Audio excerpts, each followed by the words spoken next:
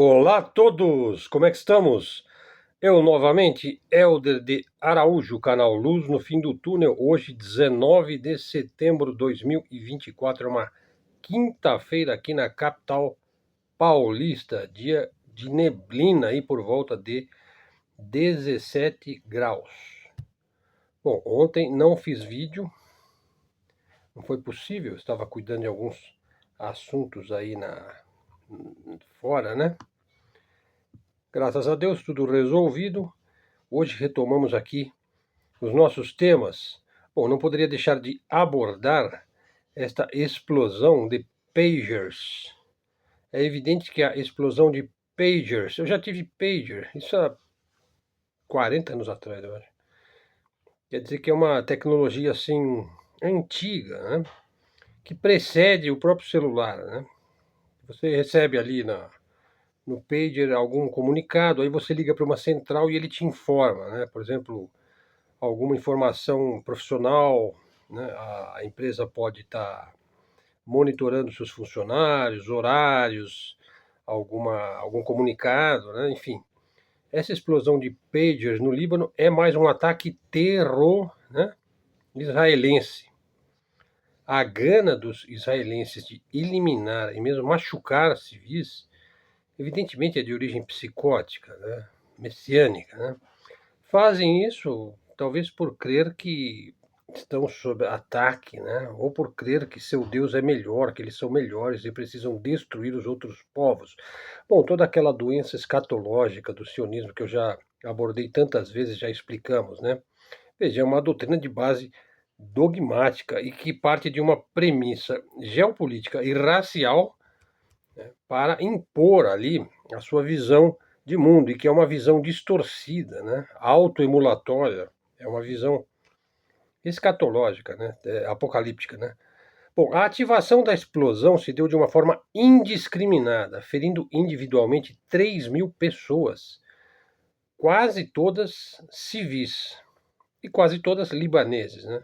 Todos os vídeos disponíveis mostram civis, pessoas comuns, exatamente como nós, né, sujeitos à explosão de seus pagers. Não tem nenhum terrorista do Hezbollah por ali. Né?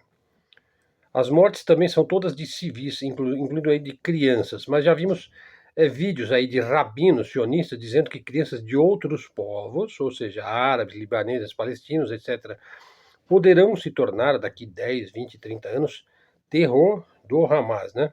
São esses rabinos os mesmos que se dizem bons intérpretes das escrituras.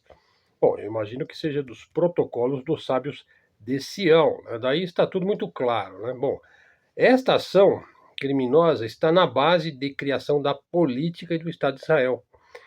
Trata-se mesmo de um país fundado em crimes indiscriminados contra civis.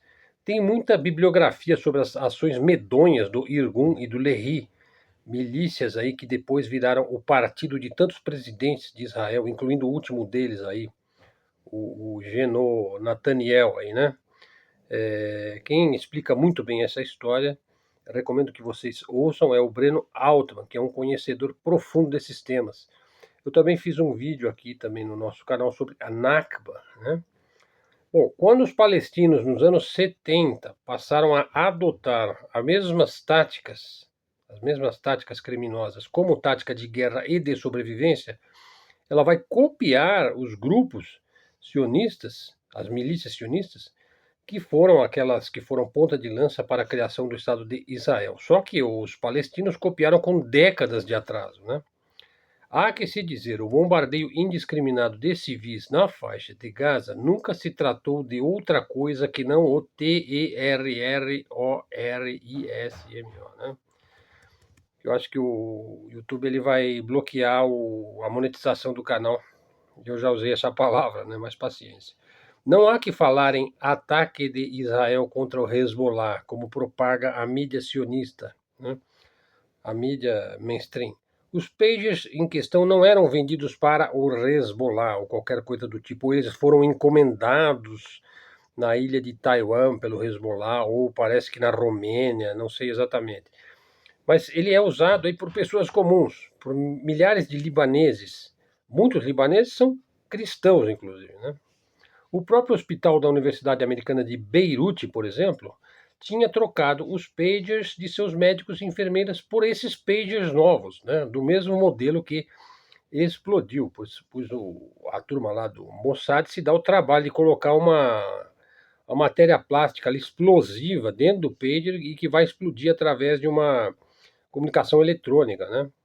Uma ativação eletrônica de outro local, né?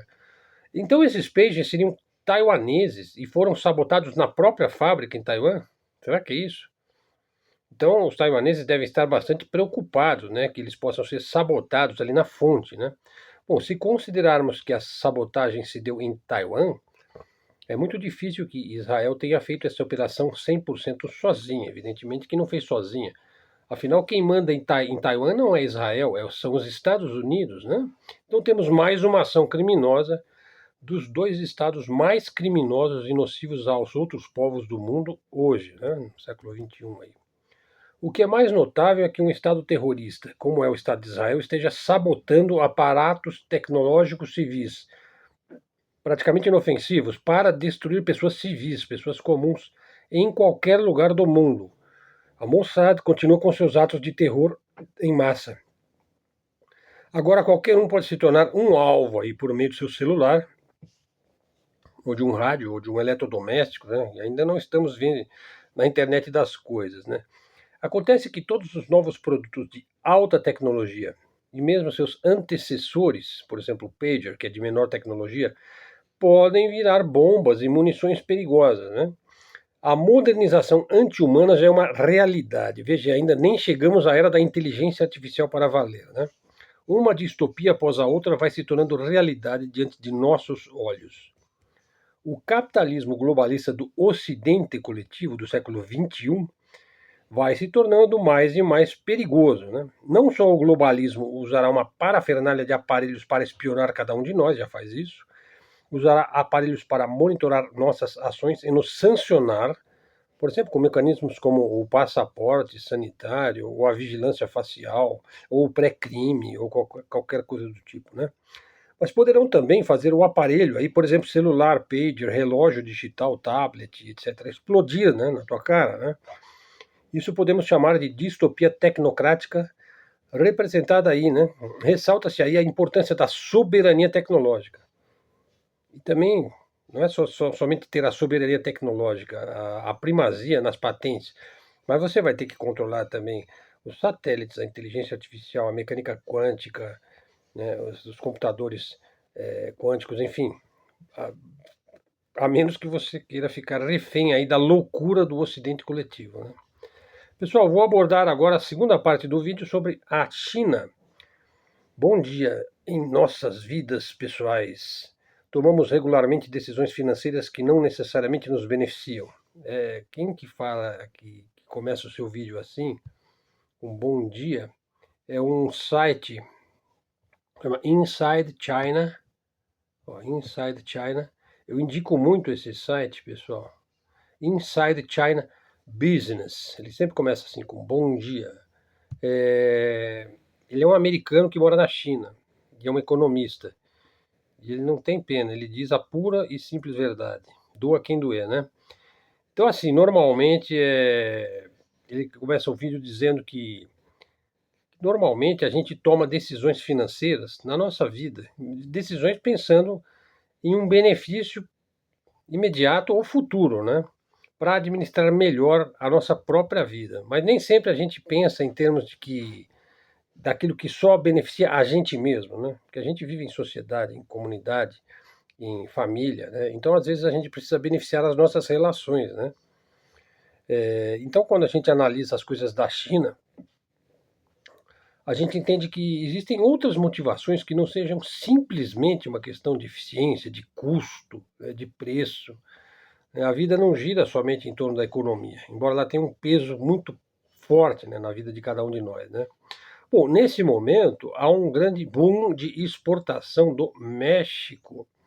As fábricas do México estão fazendo a montagem final de produtos fabricados na China e colocam mesmo um adesivo chamado Made in Mexico na lateral da caixa, né? Porque as cadeias de suprimentos se tornaram mais longas, mais complexas e os custos subiram. Bom, isso se a gente comparar aí com a época em que os chineses faziam todo o trabalho, né, e enviavam diretamente os suprimentos, as mercadorias, os insumos, né? Mas pode haver um benefício em pagar preços mais altos se isso significa que nossos vizinhos mexicanos conseguiram entrar aí na logística do negócio. Bom para eles, né? No caso da Índia, é uma história um pouco diferente. A Índia é vizinha da China, né? Também é um país dos BRICS. Então veja só, algumas empresas dos Estados Unidos estão movendo as cadeias de suprimentos para a Índia para diversificar. Mas a Índia, em muitos casos, ela encomenda de seus amigos na China. Então veja, o que acontece lá na época do Trump, o Trump, talvez ele tenha dado uns dos piores tiros no pé que algum presidente alguma vez na história dos Estados Unidos já deu. O Trump declarou guerra comercial à China, isso quando ele foi presidente, e sancionou aí milhares de produtos da China, ou cobrou taxa, ou impostos, tributos em cima desses produtos.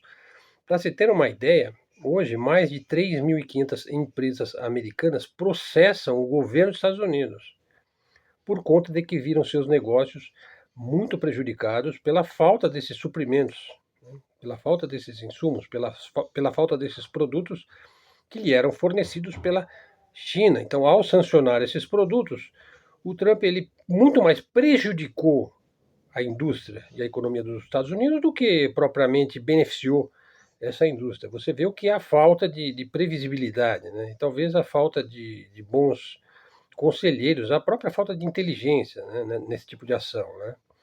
Sem dizer que a China pode fornecer esses suprimentos, esses insumos, através do México ou através da Índia. E assim você tem lá uma situação também que a China não se viu absolutamente prejudicada pelas sanções dos Estados Unidos. Pelo contrário, ela se torna cada vez mais autossuficiente e independente de qualquer influência externa, né? Ou então o que acontece? Ao apoiar as cadeias de suprimentos para a Índia, isso traz um efeito secundário. Qual é? Aprofunda os laços econômicos entre a China e a Índia. E os Estados Unidos parece que eles odeiam que os países sejam amigos e tenham laços fraternos, né? Eles têm que ser dominados de alguma forma, né? Os Estados Unidos pretendem diminuir sua dependência da Índia, não, da China, e começou a olhar para a Índia. E daí a Índia adquire muitos insumos da China para suprir essa demanda norte-americana, né? Os caras não perdem tempo, né? Por exemplo, três grandes indústrias aí de eletrônicos, energia verde e produtos farmacêuticos, os Estados Unidos estão terceirizando cada vez mais seus negócios para a Índia.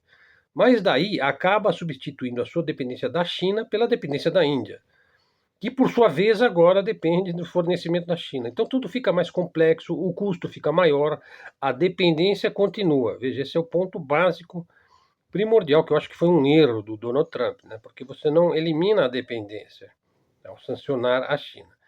A Índia é representante de importação da China, está crescendo 2 vezes mais rápido do que o resto do mundo. Sobretudo nessas indústrias aí que nós mencionamos, né? A cadeia de suprimentos, os produtos acabados, os bens intermediários, as matérias-primas, 2/3 dos produtos eletrônicos, por exemplo, as importações da China para a Índia triplicou em 2, 3 anos, né? A indústria farmacêutica da China domina, né, a produção dos principais ingredientes ativos dos remédios e produtos farmacêuticos, por exemplo, né? Veja, o princípio ativo de um medicamento é o que faz com que o medicamento faça o que ele realmente precisa fazer, né? Vamos dizer, o elemento principal de um remédio. Bom, a China já domina isso daí. Painéis solares, muitas empresas americanas estão tentando obter painéis solares da Índia. E as importações de painéis solares mais que dobraram em 2022 e 2023 e segue aumentando. A Índia depende da China em painéis solares. Os componentes para painéis solares vêm todos da China, né?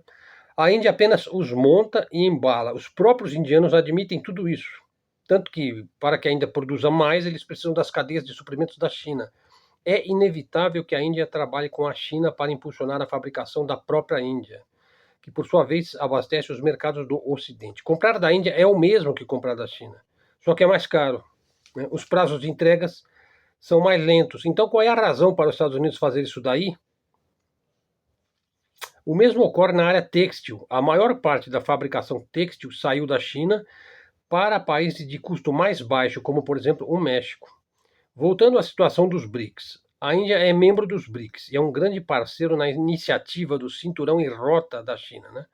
A Índia é mais amigável agora com a China e também com a Rússia. Aliás, ela é mais amigável com a China e com a Rússia do que com os países ocidentais. No momento, a Índia está fazendo um grande volume de comércio de petróleo russo. Os sistemas de armas da Índia, aliás, são construídos pela Rússia. Se o objetivo dos Estados Unidos é usar o aumento do comércio com a Índia como uma abertura para afastar a Índia da China e da Rússia, é tiro na água. Ou melhor, é tiro no pé, né?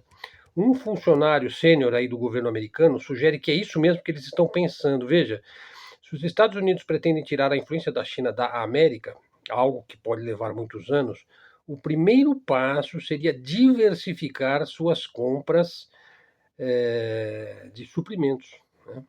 Eles precisam de matérias-primas, eles precisam de refinarias, de componentes, de montadoras, de logística, de distribuição, até o usuário final. Ele não pode simplesmente parar de comprar aqueles suprimentos. Ele tem que prever de onde ele vai comprar aqueles suprimentos. Veja, as empresas americanas têm mesmo as vendas para os usuários finais, né? E é isso que fazem. Então, se a ideia é que fazer pedidos à Índia vai substituir a China, é bom saber que a Índia não vai abrir minas, refinarias, fábricas do dia para a noite para poder fornecer os suprimentos. Estão entendendo? Quer dizer, então a China, a Índia não vai fazer isso com a velocidade que eles gostariam. E vai fornecer no mesmo preço que a China, porque ela precisa de refinaria, ela precisa enfim, de todo um setor secundário aí para levar o produto, né? Pronto. Então o que ela faz? Ela compra da China e vende para os Estados Unidos, né? Esse funcionário aí que fez esse comentário, ele sugere que depender de uma fonte da China, por exemplo, no caso da energia verde, né? Ou poderia ser também os painéis solares ou os medicamentos, não vai funcionar se você pretende ser independente. O Ocidente fica muito desagradado porque os países do BRICS só crescem, funcionam, os países do BRICS funcionam. Só que o Ocidente precisa entender que para a Índia é menos arriscado comprar da Rússia do que dos Estados Unidos, né? A dependência da Índia do setor manufatureiro da China é a mesma coisa, né? A Índia está crescendo muito junto com a classe consumidora. Veja, a Índia é o maior país do mundo em população. E agora a Rússia está fornecendo energia para a qual a China é sua parceira, né? Manufatureira e logística. Eles estão lidando uns com os outros. Cada um deles abre novos e vastos mercados, reduzem riscos, reduzem custos. É óbvio que os BRICS se sentem muito motivados e estão construindo aí o seu próprio sistema financeiro, usando seus próprios bancos. Por que haveriam de pagar o Federal Reserve e os Estados Unidos para usar o dólar? Não faz sentido, né? Para os países fora dos BRICS, os custos tendem a aumentar, ao passo que para os membros dos BRICS tendem a diminuir os custos, né? As cadeias de suprimento dos Estados Unidos estão ficando complexas, hein? E as do BRICS estão ficando cada vez mais simples, né? Bom, um homem sábio construiu de forma sólida e permanente. Contou com a chuva e com o vento. A chuva e o vento trabalham a seu favor, né? Porque ele construiu de forma sólida e permanente. Agora, se você constrói de forma complicada e arriscada, a chuva e o vento não trabalham a seu favor, né? Trabalham contra você. Bom, então acho que é uma coisa impressionante, né? Bom, terceira parte do vídeo aqui vou falar sobre a Rússia e a russofobia. Portanto, é um vídeo focado em política externa, em geopolítica, né? A russofobia, mais uma vez fomentada pelos Estados Unidos, explode novamente na Europa. O problema é que a Rússia está fornecendo gás à Europa. Veja, é sempre a grana, a disputa pelos mercados, né? De acordo com dados publicados na Alemanha, Moscou ultrapassou Washington como o maior fornecedor de gás natural à União Europeia. Isso em meio às mais terríveis sanções, né? Veja, a Europa, portanto, ela aderiu às sanções, mas na prática ela não aderiu. O projeto anglo-sionista americano de isolar Moscou parece que não está funcionando. Desde 2022, a União Europeia mantém sanções contra a Federação Russa. que é justificado aí como uma retaliação ao lançamento da Operação Militar Especial Russa na Ucrânia. Bom, Bruxelas, capital da União Europeia, estabeleceu o objetivo de eliminar a energia russa da Europa. Daí os países europeus procuram fontes de energia mais caras para evitar o gás russo. Né? É uma coisa incrível, né? Uma das alternativas encontradas pelos europeus foi comprar o gás americano. Né? Alternativa? Isso foi uma alternativa ou foi uma imposição?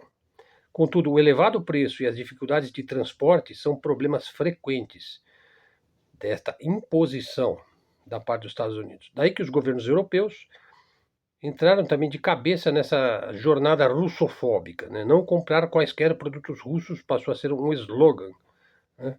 Inclusive em outdoors. Né? É uma coisa impressionante, nas rádios, na internet. É uma hipnose, ainda que não haja nenhuma vantagem estratégica em comprar gás americano. Então você vê que a inteligência, o QI médio hoje, do cidadão médio já é mais baixo. A cada década pode diminuir aí de 110 para 100, mais uma década 90, até o QI chegar a 80, né? Aí já entra no âmbito da própria imbecilidade, né? A realidade econômica europeia entrou num círculo vicioso. Quanto mais compra o caro gás americano, mais a Europa gasta. Né? A continuidade da cooperação energética com os Estados Unidos está comprometida. Aos europeus só resta a alternativa de burlar as suas próprias sanções. Na verdade, impostas aí pelo Rabino San, né? As sanções antirrussas.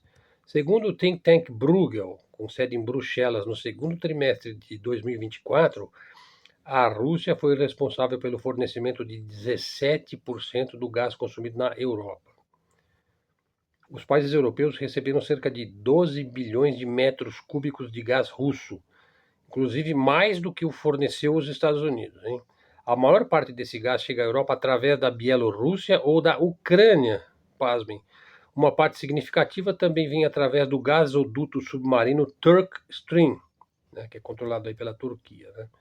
O regime de Kiev ameaçou recentemente proibir o fluxo de gás russo através da Ucrânia, né, o regime lá do Sr. Zelensky, o que criou tensões com a Hungria e a Eslováquia, que além de dependerem do gás russo para o seu abastecimento interno, também têm mantido uma postura dissidente aí na Europa, condenando as irracionais sanções antirrussas. Mesmo que a proibição lá de Kiev ocorra, é provável que o fluxo de gás através da Bielorrússia e da Turquia aumente, além do fato de existirem também rotas alternativas no Cáucaso. Os dados sobre a cooperação direta nem sempre refletem a realidade da cooperação energética. Além do gás e do petróleo russo serem enviados diretamente para a Europa, os europeus também os compram através de terceiros. Alguns países compram produtos russos e revendem-nos a preços mais elevados nos países europeus. É o caso da Índia, por exemplo, que lucrou com a revenda do petróleo russo à Europa. A Índia é um desses atravessadores, né? Na mesma linha, a Turquia revende o gás russo à Europa, embora paguem mais nesse tipo de esquema. Alguns membros da União Europeia preferem pagar mais, simplesmente para não negociar diretamente com Moscou e dar a impressão de que estão obedecendo às sanções dos Estados Unidos. Então, essa informação apenas confirma o que vários especialistas alertam aí desde 2022. A Europa nunca se tornará totalmente independente da Rússia. É uma questão geográfica. A geografia é o destino natural de um Estado. Dado que a Europa e a Rússia estão geograficamente próximas, ambas precisam de aprender a lidar estrategicamente uma com a outra. Tentar isolar a Rússia, que é o maior país do mundo, além de ser autossuficiente em energia e alimentos, vai prejudicar cada vez mais os Estados europeus. Os Estados Unidos sempre lucraram com as sanções. Será? No caso da China, não, né? Além de criarem fricções entre a Rússia e a Europa, os americanos conseguem expandir, às vezes, os seus negócios das suas empresas energéticas, explorando a fraqueza da Europa. É tempo da Europa compreender que caiu numa armadilha geopolítica. A União Europeia está disposta a falir somente para agradar alguns tubarões de Washington. Estados Unidos alega ser parceiro da Europa. É complicado ser parceiro dos Estados Unidos, hein? Na realidade, ele boicota e usa os Estados europeus para proteger os seus interesses de hegemonia. Somente a cooperação com a Índia poderá conduzir a Europa a um futuro de estabilidade e prosperidade. O vídeo já está com 25 minutos.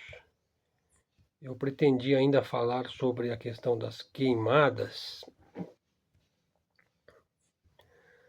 Veja bem, eu tenho um irmão que mora lá no campo. Ele é um indivíduo especializado em rodeio, em criação de cavalos, cães, enfim, ele é um indivíduo que ele é forjado no campo, no meio rural. De vez em quando eu converso com ele e eu falei, como é que está aí a situação? Ele mora no interior de São Paulo, bem no interiorzão lá, Presidente Prudente, né? Ele está sempre nos rodeios lá do peão, de Barretos, nesses eventos onde você tem festa do peão, né? E porque ele é criador, né? E aí ele é um indivíduo que entende bastante de agricultura, enfim. E daí eu perguntei como é que tá as queimadas aí. Ele falou, olha, eu estive agora lá na festa do peão, rodei 200 quilômetros daqui de Presidente até a festa do peão de Barretos. Passei por várias cidades, as estradas vicinais estavam todas elas interrompidas, e durante 200 quilômetros eu vi queimadas e queimadas e queimadas e queimadas, umas pequenas, umas maiores, umas próximas da rodovia, outras mais distantes. Parei na fazenda de um conhecido meu, usineiro, e ele falou, olha, aqui nós tinha assim uma moto, um cara queimando. Ele vai passando com a moto, ele tem lá algum combustível, ele põe fogo no mato onde está mais seco, né? E falei, e daí o que vocês fizeram? Não, nós pegamos esse motoqueiro aí, sua moto e seus apetrechos e jogamos ele no meio do fogo. É assim que o agronegócio lida, né, com o criminoso. Então, assim, os crimes ambientais em São Paulo são escancarados, né? Os incêndios são criminosos, né? Acredito que no estado de São Paulo, que é o mais prejudicado e que é o estado mais pujante do ponto de vista agrícola, um dos estados mais pujantes do ponto de vista agrícola do mundo, o estado de São Paulo, né? Enfim, em outros estados, acredito que possa haver queimadas regulares, até se pode dizer naturais, fazem parte da cultura, né? Inclusive indígena, né? Quando eles queimam para fazer uma clareira, por exemplo, para plantar mandioca, banana e produtos para subsistência, né? Mas às vezes é para estender a própria área de cultivo, né, latifundiária, a grande plantação, ou para pecuária, para gado, né? Enfim, agora felizmente a situação já está mais estabilizada. O governo liberou aí uma bela de uma verba aí para conter os incêndios, sendo que já não tem mais incêndio, né? Bom, então eu vou fazer, acredito que eu vou fazer um especial aí, um pouquinho mais alongado, para explorar melhor esse tema. Pessoal, não deixem de assistir a live de ontem do Rodolfo Laterza e do Rafael Machado sobre bandidolatria. Imperdível, excepcional. Eu vou assistir de novo, porque ali realmente eles fizeram uma pesquisa linda e estavam inspirados para explicar as coisas em profundidade. Abordaram muitos temas ligados à questão da criminalidade, enfim, dessa legislação que ameniza o bandido, que o trata como se ele fosse um herói, essa hedonização da atividade ilícita, essa coisa teatral que tomou conta, inclusive, da política aqui da cidade de São Paulo, né? Bom, mas vamos ficando por aqui. Agradeço aí a sua atenção ao nosso vídeo. Verifique se você está seguindo o canal. Acione aí o sininho. Nosso canal é de mídia alternativa e de mídia independente, canal de livre expressão e livre comunicação. Façam seus comentários, participem. Se você gostar do vídeo, divulgue nas suas redes, deem sugestões para temas. Todos os temas estão lá no nosso blog e você encontra também maiores informações aí na descrição do vídeo. Se você quiser ajudar o canal, você pode se tornar membro, fazendo um super sticker ou um Pix aí, também está na descrição do vídeo. Muito obrigado a todos, até a próxima e fiquem com Deus.